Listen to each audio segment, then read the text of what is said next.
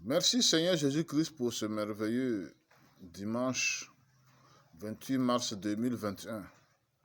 Un jour de repos pour les chrétiens. Que ton nom soit célébré dans le monde entier. Amen. Est-ce que le fait de se faire appeler pasteur, prêtre, prophète, docteur, apôtre, évangéliste suffit pour dire qu'on a l'assurance d'hériter le royaume de Dieu au dernier jour? Il est obligé pour chacun de ceux qui disent avoir des ministères de bien se regarder face à la parole de Dieu pour ne pas se retrouver dans le rejet et dans le regret au dernier jour. Vous pouvez très bien prêcher la parole de Dieu, expliquer les Écritures aux gens, alors que vous n'avez pas votre salut, vous n'êtes pas sauvé. Rappelons-nous du prophète Balaam qui pouvait annoncer avec exactitude les choses de Dieu qui concernent son peuple.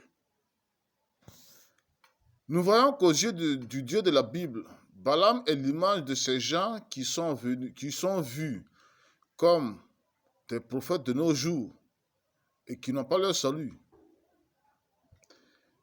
Même dans le Nouveau Testament, Jésus a dit qu'il y aura des prophètes qui vont le reconnaître comme le Seigneur et qui pourront faire des prédictions exactes sur leur nation, mais qui seront reconnus comme des ouvriers d'iniquité et être rejetés. Aussi, vous verrez que même Paul, qui était à la fois un apôtre et un évangéliste, Paul était à la fois un apôtre et un évangéliste. Mais nous voyons que cela n'a pas empêché Paul de dire qu'il devrait traiter durement son corps de peur d'être rejeté après avoir prêché aux autres. Ce qui montre qu'il ne sert à rien d'être vu par le monde qui vous entoure comme des apôtres ou des évangélistes si tu n'as pas ton salut en toi. Dans le livre de Jérémie, nous voyons que le Dieu de la Bible avait menacé des pasteurs infidèles. Ce qui veut dire que porter ce nom de pasteur devant les gens ne signifie rien si tu n'as pas l'esprit de Jésus-Christ, la vie de Christ en toi.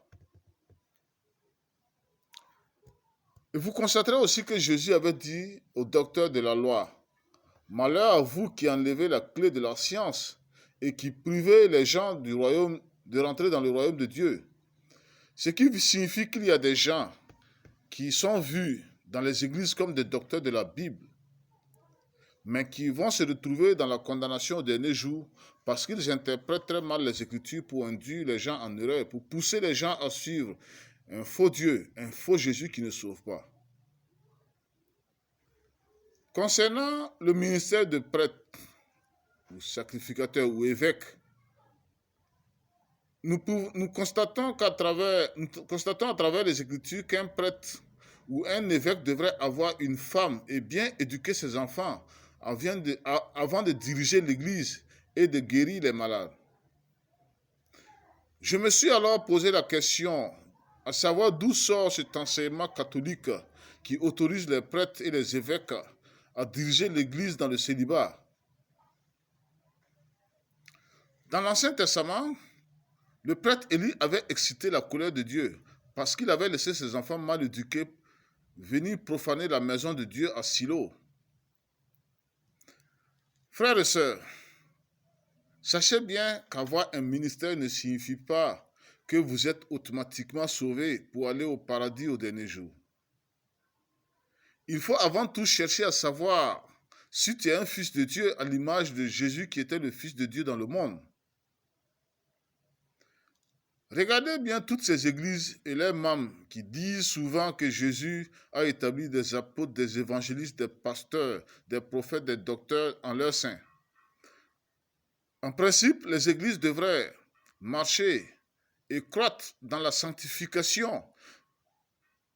Et si on constate malheureusement que les églises s'enfoncent chaque jour dans le péché, c'est que le moment est venu où ceux qui se font appeler par des gens, pasteurs, prêtres, apôtres, évangélistes, prophètes, docteurs, doivent se demander s'ils sont véritablement sauvés de leurs péchés.